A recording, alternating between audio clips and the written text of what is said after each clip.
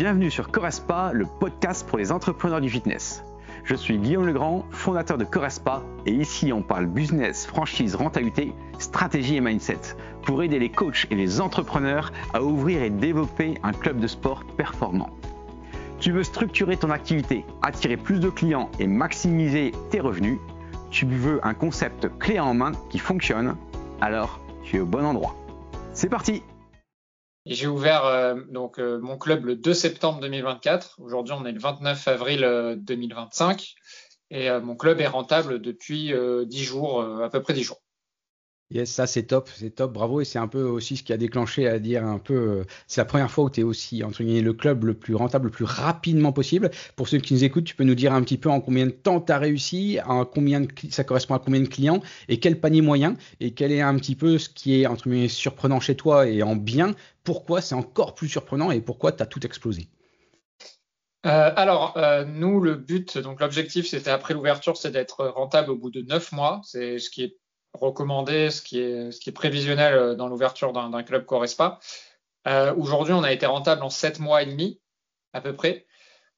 Il y a deux facteurs qui vont amener à un chiffre d'affaires. Ça va être déjà le facteur nombre d'adhérents. Et le deuxième facteur, c'est le panier moyen, c'est combien chaque adhérent paye par mois. En termes de nombre d'adhérents, aujourd'hui, fin avril, on est à 107 inscrits, hein, je parle. Et après, en termes de panier moyen, on est au-dessus du prévisionnel. Alors, ce qui était prévu, c'était d'être à 88 € hors taxe par personne. Et nous, à Coignard, on est autour de 110, entre 110 et 115.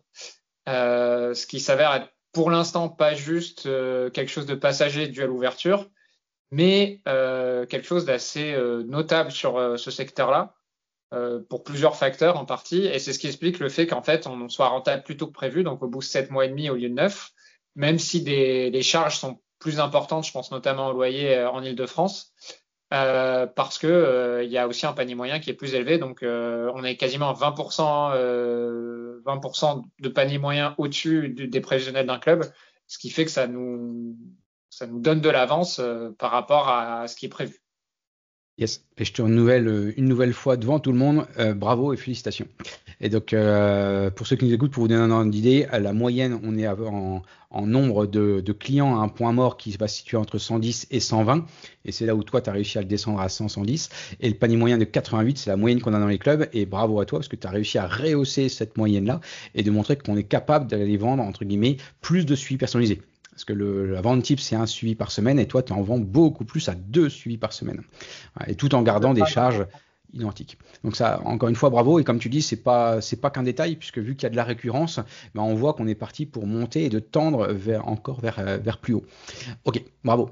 Si on revient sur ton parcours entrepreneurial, qu'est-ce qui t'a motivé à te lancer dans l'entrepreneuriat fitness? On va mettre de côté un peu la partie, comme tu as dit, tu étais auto-entrepreneur, qui est déjà la partie auto-entrepreneur, quelque chose d'une entreprise, mais là, de passer le cap plutôt avec une salle. Alors moi, déjà, je voulais être indépendant financièrement. Donc j'ai eu des patrons avant, j'ai eu des CDI. Ça m'intéresse plus. J'ai besoin de cette indépendance-là vis-à-vis de l'autorité de quelqu'un. Pas que je rejette l'autorité, mais j'ai envie d'être mon propre patron. Et l'indépendance intellectuelle aussi. De créer quelque chose que tout le monde ne fait pas déjà. C'est aussi pour ça que j'avais pas envie de faire une salle un peu basique qui au final se ressemblent toutes. Dans la concurrence, dans les grandes surfaces, elles ont toutes beaucoup de similitudes. Et puis il y a l'envie aussi d'aider les autres. C'est pour ça qu'avant tout je suis coach. C'est aussi pour aider les autres et transmettre ma passion du sport. Et puis le fait de le faire à plus grande échelle au sein d'un club et pas juste d'avoir ces coachings en tant que auto-entrepreneur à son compte, ça me permet d'aider plus de personnes. Et du coup, là, de proposer même une marque nouvelle, développer quelque chose de nouveau pour les Français, pour améliorer leur qualité de vie, avoir un sport qualitatif et améliorer leur santé. Et puis là, il y a aussi l'aspect, il y a plein de choses, mais il y a aussi l'aspect apprendre des choses, parce que quand on monte une boîte, quand on est auto-entrepreneur, déjà, c'est pas mal. Mais quand on doit faire des travaux, chercher un local immobilier, faire des négociations avec les propriétaires immobiliers, les banquiers, faire de la comptabilité, faire du recrutement, du management, en fait, ça ouvre une infinité de choses à apprendre et moi, je suis assez curieux intellectuellement. Et la dernière raison, c'est aussi une raison financière. J'ai envie de bien gagner ma vie, d'être à l'aise financièrement. Et aujourd'hui, avoir une entreprise qui tourne bien, qui est rentable et qui permet d'avoir ce matelas de sécurité, ça permet aussi d'être à l'aise financièrement, tout simplement, et pouvoir bien vivre sans être tout le temps dans le doute à la fin du mois. Voilà. Ouais. T'envoies du lourd, hein, Quentin, t'envoies du lourd pour ceux qui nous écoutent, c'est de la sacrée valeur ajoutée. Parce que là, je pense que c'est une de tes réussites. Souvent, qu'est-ce qui fait la réussite? C'est avant tout ton mindset et ton pourquoi tu le fais. Et là, tu arrives à l'expliquer en 4-5 lignes très très concrètes. Et je trouve que les patterns qui existent dans les boîtes qui fonctionnent bien, c'est avant tout un manager qui sait où il va et qu'est-ce qu'il veut faire. Et je rebondis sur une chose et je le vois dans l'ensemble des équipes à Corespa où l'idée c'est que chaque personne soit à sa place et qu'il puisse grandir et croître où il veut pour aller chercher sa réalisation personnelle. Et ta réalisation personnelle, c'est ce que tu es en train d'expliquer, notamment intellectuelle pour grandir. Bravo, c'est très clair. J'espère que inspirez-vous de ce type de témoignage. Merci pour ce que tu viens de partager, Quentin. Et dans ces cas-là, j'ai dire pourquoi Corespa? On s'est croisés au Fitex. Pourquoi Corespa? Pourquoi tu as pensé comment tu as senti que tu allais pouvoir vivre toutes ces étapes-là à Corespa? Alors, moi, je suis arrivé au Fitex, c'était 2023, je crois déjà, ça commence à dater, il me semble, octobre 2023. En fait, j'étais déjà coach, j'avais commencé, mais je savais que j'aime pas rester au même stade, en fait, professionnel et intellectuel, et je savais que j'avais envie de faire plus. Et en fait, là où c'est drôle, c'est que je suis allé au Fitex pour avoir juste des idées d'entrepreneuriat. Et premier stand sur lequel je tombe, j'arrive en touriste, je tombe sur toi et tu me dis mais est-ce que je peux vous renseigner, etc. Et là que tu m'expliques la franchise. Et en fait, petit à petit, en me parlant du club et du concept, moi je voulais créer un concept soit de salle, soit de marque, soit de fournisseur, enfin quelque chose, mais qui soit différent et dans lequel on accompagne vraiment les gens. Et c'est là où je me suis dit mais en fait ton concept déjà c'est exactement ce que j'aurais aimé inventer. Donc tant mieux, ça existe déjà, c'est en franchise. Donc je vais gagner du temps et je vais faire moins d'erreurs. Donc il y a vraiment l'aspect ce concept-là. Il y a l'aspect aussi que c'est en termes financiers, c'est quelque chose d'abordable. C'est-à-dire qu'on va pas être sur des investissements en apport personnel de plus de 300 000 euros comme il y a dans certaines grandes salles. J'ai eu la chance de me financer moi-même mon projet, donc d'être actionnaire à 100%, c'est quelque chose que je voulais aussi. Je voulais pas prendre d'associé ou d'actionnaire. Et puis, il y a l'aspect aussi accompagnement. Comme j'ai compris que c'était un petit réseau et une petite salle, je me suis dit que je serais mieux accompagné que dans un grand réseau où on voit que de temps en temps, il y a souvent autant de salles qui ouvrent, qui ferment. Et je voulais mettre toutes les chances de mon côté. Et puis après, la dernière raison, ça c'est purement subjectif, hein, c'est le feeling. Et j'ai eu un meilleur feeling avec toi, Guillaume, que chez d'autres franchisés que j'aurais pu croiser au salon de la franchise. Je sentais qu'il y avait quand même une vision derrière ça et qu'on n'était pas uniquement dans du business, même si s'il n'y a pas de business, s'il n'y a pas un mindset business, il n'y a pas d'entreprise qui tourne. Donc j'ai senti que voilà, tu étais quelqu'un de confiance et droit dans tes bottes, quoi, et pas dans le m'as-tu vu, par exemple. Ouais. Merci Quentin pour ce que tu partages. Je prends. Je t'ai remercié tout à l'heure. Merci pour ton retour. Oui, comme tu dis, business is business, mais en même temps, c'est bien ces valeurs qui vont faire la différence avec nos clients et que c'est la différence qui va se faire dans nos équipes ensemble. Si je te challenge un petit peu, quel est ton plus gros challenge que tu as vécu depuis le début? Si j'ai inclus également toute la période de recherche de locaux et de financement, si tu avais un challenge qui vraiment était soit le plus dur pour toi, soit peut-être que te dire je sais pas ce que ça va donner, je sais pas si j'ai déjà vu que j'ai pas encore fait ou je vais en arriver. Si tu n'as qu'un seul à citer, tu citerais lequel? Et je veux dire même le challenge où tu es le plus fier d'avoir réussi à le réaliser. En fait, il y a tellement de choses en même temps que c'est dur de choisir hein, entre la recherche du local, les travaux, l'ouverture. C'est que des challenges tout le temps. Moi, en fait, je pense, moi, c'est plus général, c'est le choix de pas m'être associé et le choix d'avoir tout fait tout seul avec un salarié que j'ai embauché, William, que j'ai embauché à l'ouverture. Et là où ça a été un choix très challengeant, c'est que je supporte toute la pression financière et mentale de ce projet. Parce que après c'est mon choix hein, de vouloir pas dépendre de quelqu'un d'autre, mais Ça, c'est le plus gros challenge. Parce que on peut pas partager forcément le fait d'aller tracter dehors avec son salarié, parce qu'il y a quand même des règles qui fait qu'il est lié à un lieu de travail. Je suis le seul à supporter les charges financières. Je suis le seul à pas avoir vraiment d'horaire, donc au final, si des fois il faut faire un stand au restaurant jusqu'à 23 heures, alors qu'on a déjà travaillé toute la journée de vendredi, ben, c'est à moi de le faire. Donc il n'y a pas cette répartition-là de la charge mentale, c'est mon plus gros challenge. Là où je pense m'en être bien sorti, c'est pas facile tout le temps et des fois je n'y arrivais pas, mais c'est réussir à déconnecter, vraiment avoir des coupures, se dire voilà, je suis chez moi à 21 heures, j'arrête de travailler, j'arrête d'y penser, je regarde une série, je lis un bouquin, je profite de mes proches, voilà, pour vraiment pas exploser et avoir tout ça qui tourne tout le temps dans la tête, quoi. Ça, c'est plus ma solution. Et puis, il faut quand même avoir avant tout, je pense, beaucoup de confiance en soi pour pouvoir se lancer seul et avoir une certaine assurance vis-à-vis de ses capacités de travail et de réflexion. Yes. Ah ouais. Je partage ce que tu dis. Mais par contre, après ce que tu as dit, tu as parlé beaucoup de choses, j'allais dire, opérationnelles. Mais par contre, tu n'as pas parlé trop de la partie charge. On parle souvent de solitude du patron, solitude de la personne qui est du gérant. Cette chose-là te pèse aussi, autre que l'aspect financier, des horaires ou d'assumer tout ce qui est à l'extérieur? Ou entre guillemets, ça, pas du tout, c'est ce que tu voulais? Alors, c'est ce que je voulais, mais ça me pèse quand même. Donc, c'est ça qui est drôle, hein. Mais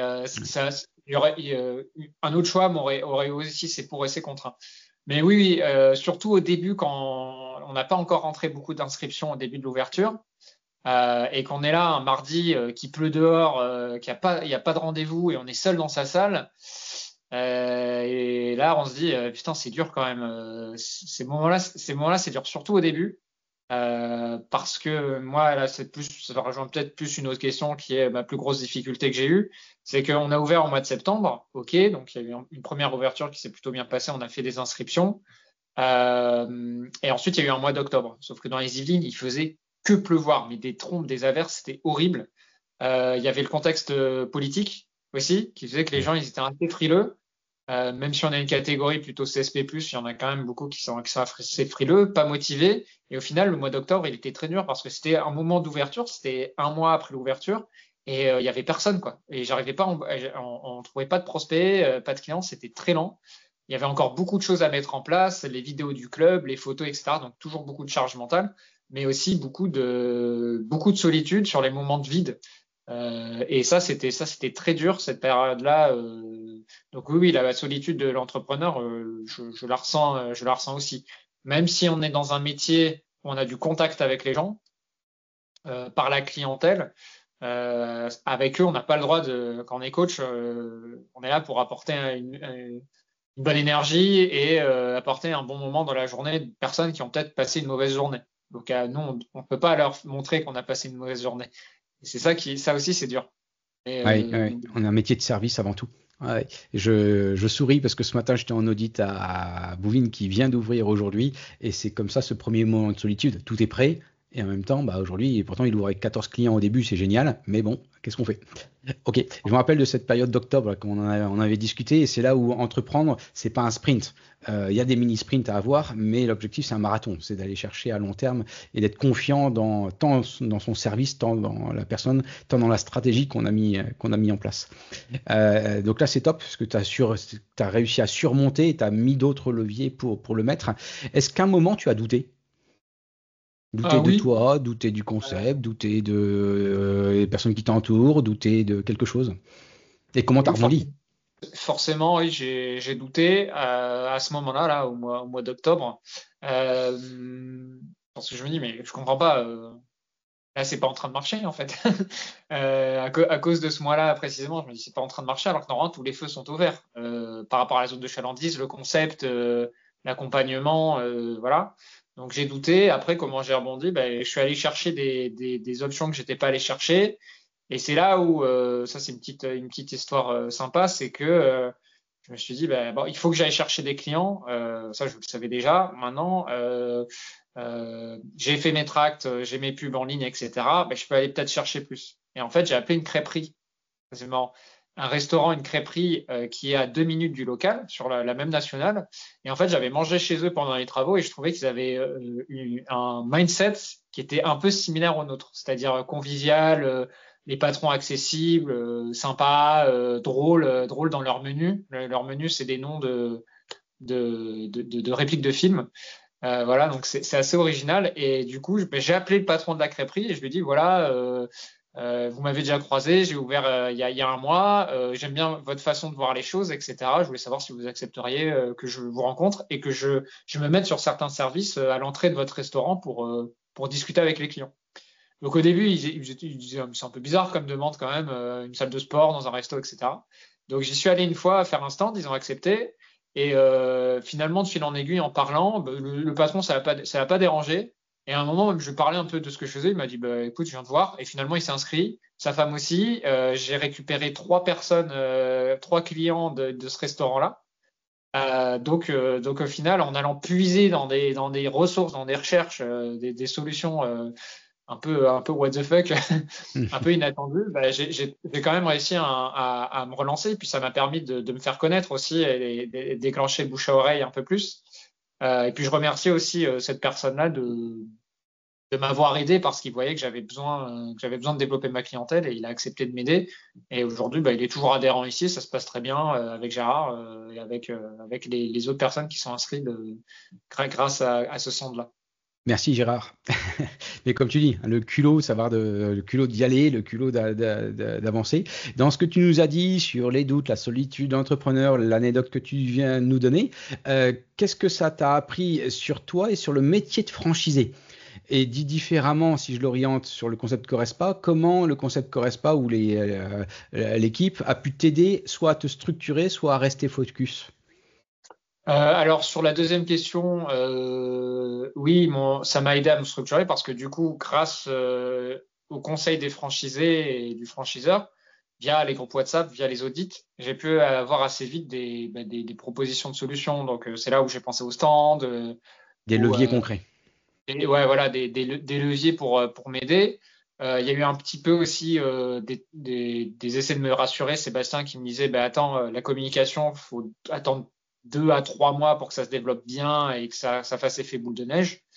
Ça, c'est pour l'aspect aide de la franchise. Et puis après, oui, ce que j'ai appris sur moi-même, alors je pense plutôt avoir du recul déjà sur moi-même, mais j'ai appris que j'étais pas encore complètement équanime, c'est-à-dire que quand c'était dur, moi aussi, je pouvais être en colère et je pouvais douter, être stressé. Alors que je fais beaucoup de travail sur moi-même pour justement essayer d'être tout le temps de la même humeur et même quand il y a des couilles avec les fournisseurs, pardon, je parle grossièrement, mais même quand il y a des problèmes avec les fournisseurs, des retards, des clients qui annulent, etc., j'arrive à être un maximum neutre, stoïque. Ça, je le travaille beaucoup. Mais là, je suis pas encore Ça va à la arriver. pratique stoïcienne absolue, quoi. C'est-à-dire que mais bon, là, sur une deuxième ouverture de club, par exemple, je saurais que ces moments-là peuvent arriver et qu'il faut pas paniquer. Yeah. Bon, ce sera ta next step. Là, tu as fait la transition en toute vue. Quand tu parles objectif deuxième club, c'est apparemment ce que tu m'as toujours partagé un de tes objectifs. Si on croit cet objectif-là que tu as progressivement, donc petit à petit monter ton deuxième, voire ton troisième, comment tu pourrais situer l'accompagnement de Corespa? Comment tu te sens accompagné dans l'aventure depuis le début et maintenant? Demain, tu ouvriras un deuxième, c'est que je pense que tu es content de cet accompagnement. Et quels sont un peu les outils, les supports que tu apprécies? Pour ceux qui nous écoutent, qui hésitent à se dire pourquoi aller dans une franchise, je peux le faire tout seul. Qu'est-ce que ça peut apporter une de plus? Tout à l'heure, tu as dit par rapport aux grosses franchises qui sont très bien, l'objectif, c'est pas de les critiquer. Qu'est-ce que nous, on a de plus de différent? Qu'est-ce qui à tes yeux, maintenant que tu as fait 7 mois d'ouverture plus toute la partie ouverture et rencontre, que tu recommanderais et que tu trouves ça vraiment positif? Je trouve que c'est déjà il y a la réactivité de l'interlocuteur. Quand j'ai une question, j'ai vite des réponses, que ce soit via Florian, Sébastien ou toi. Il y a le fait aussi que du coup, quand j'ai une question, quand j'ai besoin d'être accompagné, j'ai directement la personne qui a créé le concept. J'ai pas un responsable développement très commercial d'une région ouest de France, quoi. J'ai vraiment la source même du concept. Donc ça, c'est C'est cool. pragmatique. Ouais. Ouais. Et après, au niveau des outils, déjà, il y a tout le package, les négociations avec les fournisseurs sont déjà faites. Je sais déjà quel logiciel utiliser. Donc, Eight, c'est de temps en temps, je me base un peu sur ce que vous avez déjà fait dans les clubs avant pour, euh, pour faire mes utilisations. Pareil pour XFit, qui est notre logiciel qui permet de faire des programmes sportifs et d'avoir les suivis de chacun de nos clients et d'échanger avec eux via messagerie. Voilà, j'ai ces outils-là et puis j'ai aussi les prévisionnels des autres clubs qui me permettent de me situer en termes de performance. Et du coup, on en parle tout à l'heure. Actuellement, une quantité d'adhésion plutôt, même un tout petit peu peut-être en avance en fonction du mois de mai sur l'ouverture et un panier moyen plus élevé. Voilà, donc il y a ça, il y a les outils et, dont je viens de parler et puis le fait de pouvoir me situer par rapport aux autres performances des clubs à l'ouverture. Ouais, c'est intéressant parce que tu as dit un peu de support, tu as donné un peu les équipes, les personnes, tu as donné un petit peu le savoir-faire qui est dedans, etc. Ok. Et si je parle plutôt de toi, mindset, ton inspiration, comment tu te vois, le Quentin, dans les 6 à 12 prochains mois? Moi, je vais continuer de cravacher là sur mon club pour atteindre, pour plus que dépasser le seuil de rentabilité, pour pouvoir avoir de la trésorerie, pouvoir créer des choses intelligentes sur le club. Et moi, l'objectif, c'est que fin décembre, donc je fais un bilan comptable de mon club, et après je vois si, j'espère en tout cas que dès début janvier, je pourrais commencer à chercher un local pour mon deuxième club. Imaginons qu'il faut prendre,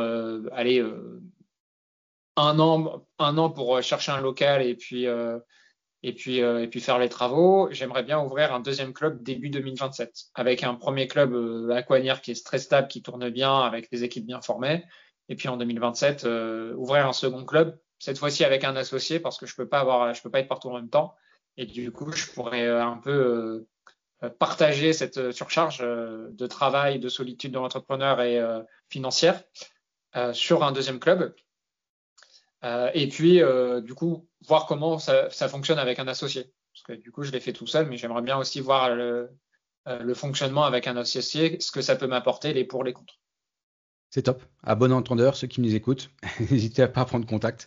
Et en effet, pour couvrir un deuxième club, il faut au moins un premier bilan qui soit positif, ce qui va être le cas chez toi. Il y a de grandes chances. En tout cas, tu tends vers ça. Et une fois que tu as ça, en effet, alors les recherches de locaux peuvent être longues, mais c'est plus ou moins 6 mois. Et en effet, avec tous les travaux, etc., on arrive sur une première année pour tout mettre en place. Je finis par 2 petites questions courtes et on terminera là-dessus. Si tu avais complètement autre, là, l'idée, c'est plutôt voir l'aspect mindset, inspiration, inspirer les autres également. Si tu aurais une dernière ressource, un livre que tu lis actuellement, un podcast de référence, une formation type, avec une seule au choix, qu'est-ce que tu le donnerais pour demain être plutôt toujours dans l'état d'esprit et être manager d'un club, ce qui t'inspire toi? Alors moi, j'aime bien la philo. Je crois que tu en avais parlé, mais je sais pas si vous êtes très philosophe dans le Nord, mais podcast pas spécialement, formation pas spécialement. Mais un des derniers livres qui m'a aidé, c'est un livre de Sénèque, Sénèque, philosophe romain du 1er siècle, et qui était aussi entrepreneur et homme d'État. Je crois que c'était La Constance du sage. C'est un petit livre, c'est pas très long, où justement il parle de la constance de l'humeur et de la capacité à affronter les obstacles devant soi. Et il y a un moment, il y a une phrase que j'aime bien, c'est il y a rien de plus malheureux ou de plus triste que quelqu'un qui a jamais connu le malheur. C'est-à-dire quelqu'un qui a jamais galéré, il apprend pas. Et du coup, c'est triste parce que dès qu'il lui arrive vraiment une tuile et qu'il n'est pas prêt à ça, tout s'effondre. Alors que si on se met dans le dur via l'entrepreneuriat, via une période difficile, derrière, je sais comment affronter les futures épreuves et je le prends avec plus de recul tout de suite et plus de zénitude. Voilà. Ouais, c'est top ce que tu dis. J'appelle ça la résilience. Et comme tu dis, c'est ce que tu as dit à un moment, comment faire pour t'améliorer toi dans ta propre vie personnelle, limite du développement personnel. Je suis un fan de tennis. Federer, il me disait, j'aurais bien aimé qu'il me parle, mais je disais qu'il réussissait en fait dans les coups qu'il a gagnés dans le monde professionnel, il était même pas à 52%. C'est une stat qui m'a surpris. Et donc, devant plein d'étudiants, il disait, ouais, j'ai été numéro 1 mondial pendant des années.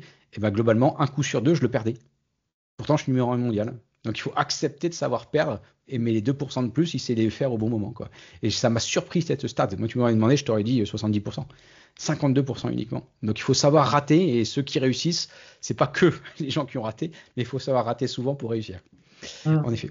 Et dernière question, quel conseil, si tu avais un seul conseil, quel conseil donnerais-tu à un futur franchisé Corespa, un candidat qui serait intéressé pour se lancer dans un club Corespa en franchise? Moi, le conseil, enfin, souvent ce que j'entends, c'est ouais, j'avais un peu regardé pour ouvrir une salle, mais c'est trop compliqué. Il y a trop de trucs. Mais justement, tant mieux. Heureusement que c'est compliqué parce que tu vas apprendre tellement de choses et tu vas faire tellement de trucs que le fait, enfin, c'est comme enfin, parce que tu vas parler peut-être à beaucoup de coachs, mais la première fois que tu es rentré dans une salle de sport et que tu t'es dit, bah, je vais faire de la muscu, je vais faire du tennis, je vais avoir un bon niveau, je vais faire de la boxe, un marathon, bah, tu t'es entraîné. Tu l'as fait en plusieurs fois et ça a été dur, ça demandait de la persévérance. Ben, ouvrir une boîte, c'est pareil. Donc, si tu trouves ça compliqué, ben, tant mieux. Parce que si c'était facile, tout le monde le ferait et du coup, il n'y aurait pas de personnes qui réussissent et il n'y aurait pas de personnes qui stagnent. Donc, voilà, si tu as l'impression que c'est difficile et que c'est insurmontable, justement, c'est une bonne raison de le faire. Sympa. Je sais pas si c'est un conseil, mais n'hésite pas à y aller, quoi. Lance-toi, l'avenir est devant toi. Bah oui, clairement. Hein. De toute façon, ceux qui réussissent, c'est ceux qui voient la montagne d'obstacles et qui décident de la gravir plutôt que faire demi-tour. À mon sens, enfin, je pense que c'est cette vision des choses. Hein. Ouais, t'as bien raison. Et on finit sur ta manière philosophique. La montagne, tu l'inverses, et c'est ceux qui réussissent à faire tout ce qu'on voit pas, l'iceberg qui est en dessous, pour voir cette montagne à gravir. Ok, c'est top. Ben, Quentin, merci pour cette super valeur ajoutée. Ça donnera peut-être envie à des associés de te rejoindre, à des personnes de rejoindre un club, etc. Merci encore, et je te dis à très vite, à plus tard. Très vite, merci Guillaume.